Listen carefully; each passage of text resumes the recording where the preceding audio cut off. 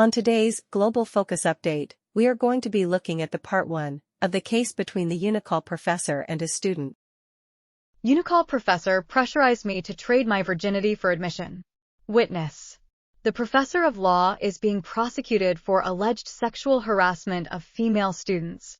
According to Premium Times, February 7, 2024.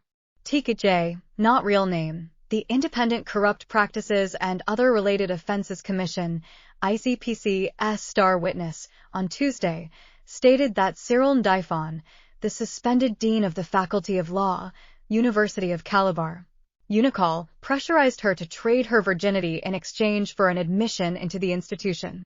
Tika J., who is the ICPC's second prosecution witness, PW2, told Justice James Omotosho of a federal high court, Abuja, while being led in evidence by the commission's lawyer, Osuabini Akpanimisinga. She narrated that she came in contact with Mr. Ndaifon, a professor, during her Diploma 1 program, through some students who were posting condolence messages to the lecturer over the death of his mother.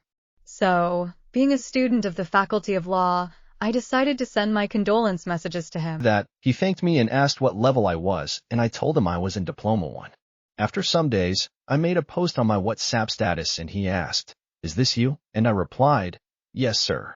He asked where I was and I told him I wasn't in Calabar. He told me that whenever I returned, I should try and see him, and I said okay, she said. "Can you give me your virginity?" the PW2 said. On returning to school, Mr. Ndaifon called her to inquire if she was back, and she answered in the affirmative. He asked me to see him in his office.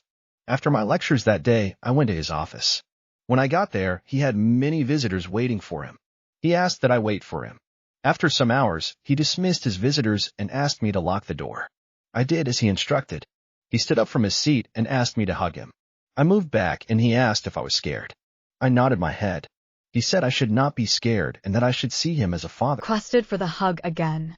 I gave him a side hug. He asked me if this was how I hug my boyfriend. I told him I don't have a boyfriend. He asked if it was a man friend I have, and I told him I had none. He held my waist and told me I don't have to bother about admission and that he brought the Diploma of Law into the faculty. He said he made about 50 students transited to the LLB program, she said. The witness told the court that the embattled professor again held her waist and she tried to free herself from him. He told me to stop doing that and asked why was I doing like a baby. He asked if I was a virgin and I said yes. He said, "Am I sure?" He said that it was very good. He asked, "Can you give it my virginity to me?" I shouted, "Jesus." He said I should give it to him and he told me he would give me admission. I told him I would think about it, she said.